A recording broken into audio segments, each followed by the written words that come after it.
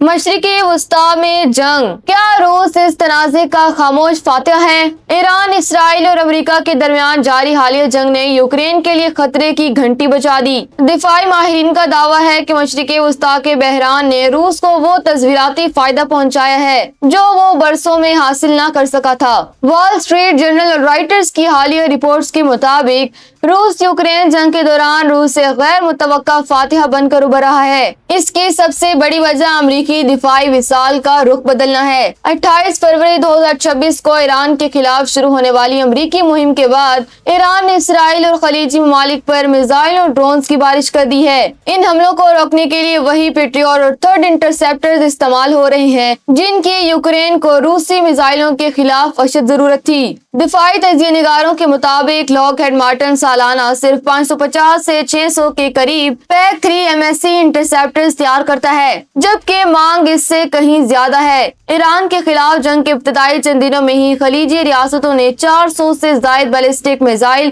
اور 1000 سے زائد ڈرونز مار گرائے ہیں، جن میں سینکڑوں انٹرسیپٹرز خرچ ہو چکی ہیں۔ یوکرین کو روس کے سکندر اور کنزال میزائلوں کا مقابلہ کرنے کے لیے ماہانہ کم از کم 60 انٹرسیپٹرز درکار ہیں۔ اب جبکہ امریکہ کی ترجیح اسرائیل اور خلیجی اتحادی بن چکی ہیں، یوکرین کو ملنے والی سپلائی میں شدید کمی واقع ہوئی ہے۔ اس کا براہ راست فائدہ روس کو ہو رہا ہے، جس کے میزائل اب یوکرین کے بجلی گھر اور شہری ڈھانچے کو آسانی سے نشانہ بنا رہے ہیں۔ روس کو اس جنگ سے نہ صرف فوجی بلکہ معاشی طور پر بھی بڑا فائدہ پہنچ رہا ہے۔ اب نئے ہرمز میں کشیدگی اور خلیج میں عدم استحکام کی وجہ سے عالمی منڈی میں تیل کی قیمتیں 80 سے 82 ڈالر فی بیرل تک پہنچ گئی ہیں۔ پابندیوں کے باوجود روس اپنی توانائی کی برآمدات سے بھاری منافع کما رہا ہے، جس سے اس کی جنگی معیشت مزید مضبوط ہو رہی ہے۔ امریکی توجہ اور ہتھیاروں کے ذخائر جیسے ٹوماہاک اور پیٹریوٹ میزائل کا رخ مشرقی وسطی کی طرف مڑنے سے یوکرین کے صدر زیلنسکی کی مشکلات بڑھ گئی ہیں۔ روس اپنی فیکٹریوں سے تازہ تیار شدہ میزائل فوری طور پر محاذ پر بھیج رہا ہے، جبکہ امریکہ کو اپنے ذخائر دوبارہ بھرنے میں مہینوں بلکہ سال لگ سکتے ہیں۔ مشرقی وسطی میں ایران کے خلاف جنگ جتنی طویل ہوگی، یوکرین کا دفاع اتنا ہی کمزور پڑتا جائے گا۔